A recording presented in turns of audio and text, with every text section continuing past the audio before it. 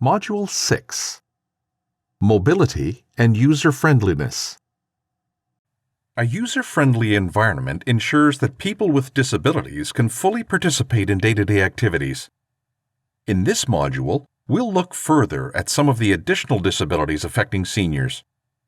We'll also look at resources available for further consideration to help address these challenges. An increase in our senior population has contributed to the number of people with disabilities, and as we age, the chances of experiencing a disability increases. 33% of seniors aged 65 to 74 have a disability. 56% of seniors aged 75 and over have a disability. What is a disability? And what is an accessible environment? A disability is a physical or mental impairment that can substantially limit an individual's ability to do what they want or need to do.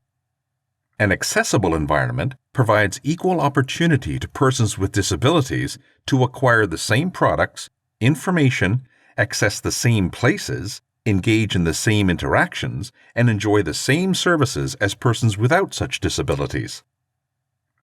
Disabilities common in adults 65 years and older include physical disabilities or mobility issues, vision impairment or blindness, deafness or hearing impaired, and cognitive impairment.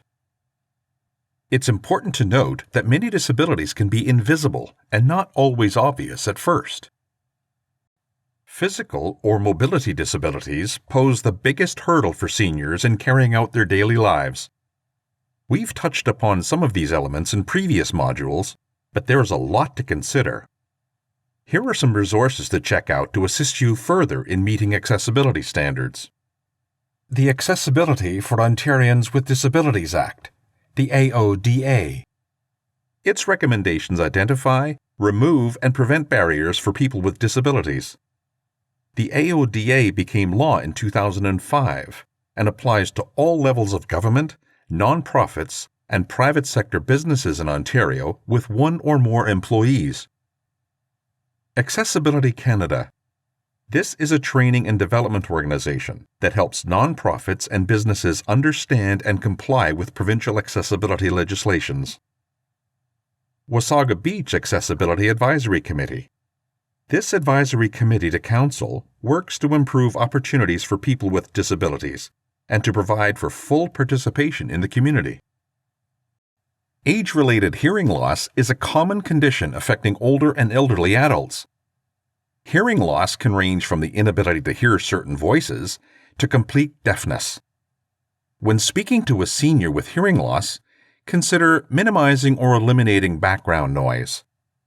Enunciate well and don't mumble or lower your voice at the end of a sentence. Use hands and facial expressions when you speak. Speak at a normal speed. Consider that many supplement their hearing loss by lip reading. Speak with increased volume, but don't yell. Consider writing down information or conversations. While general memory loss is a common sign of aging, many older adults have severe cognitive impairment that can affect their day-to-day life. The Alzheimer's Society of Canada reports that as of 2022, there are over 600,000 people living with dementia in Canada, 28,000 of which are under the age of 65. By 2030, the number of people living with dementia will grow to almost 1 million. Dementia is an umbrella term used to describe a group of symptoms that cause significant changes in the brain, severe enough to interfere with one's daily living. Not just a memory problem, it's a brain function problem. Alzheimer's disease is the most common type of dementia. People living with dementia can have problems with memory, attention, communication, word finding, reasoning, decision-making, problem-solving, as well as vision perceptions beyond typical age-related changes. Recently, much focus has been placed on creating dementia-friendly communities in Ontario and across Canada.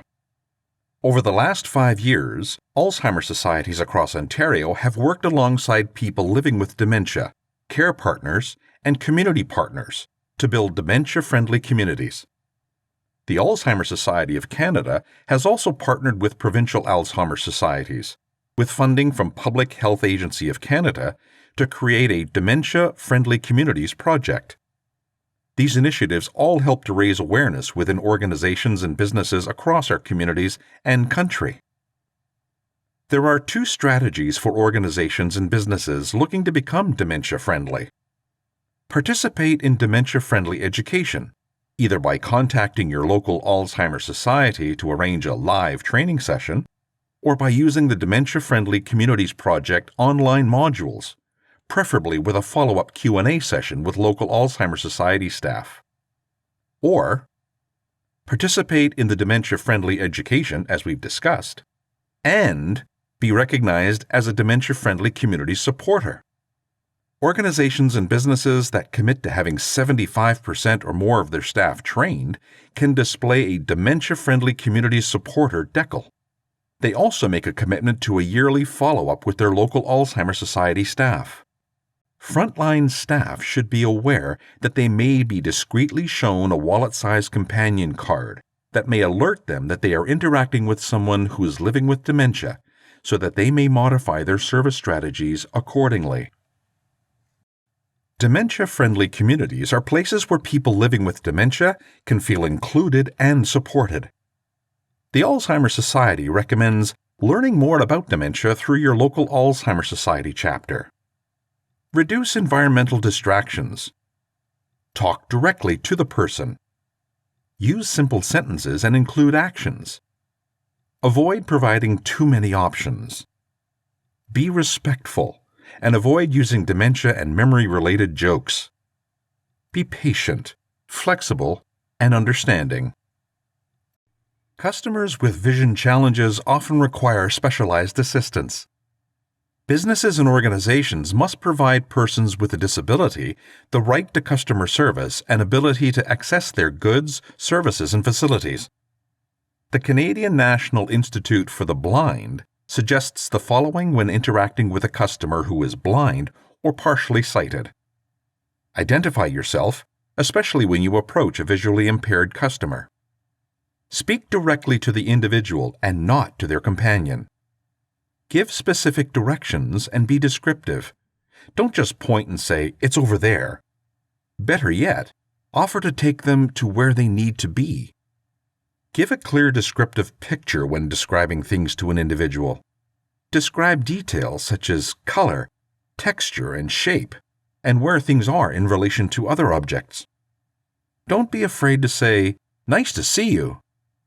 Don't insist upon trying to help if your offer of assistance is declined. Let them know when you're stepping away, so they're not left talking to themselves.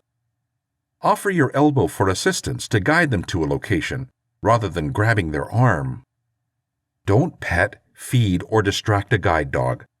These dogs are trained working companions who ensure the safety of their handlers and need to focus on the environment and their handler. Ensure your establishment is welcoming of guide dogs. Let's review this module. A user-friendly environment recognizes that everyone is entitled to access or use services, goods, and facilities.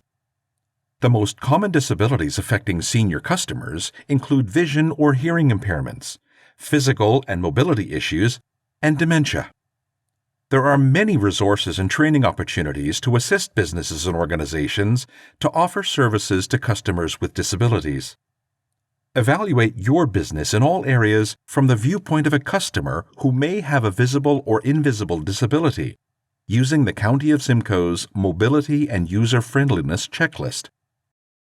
In the next module, we'll review recommendations and next steps that can help you develop an age-friendly business. We will also look at the County of Simcoe's Age-Friendly Business Organization Award Program and how you can be recognized as an age-friendly business.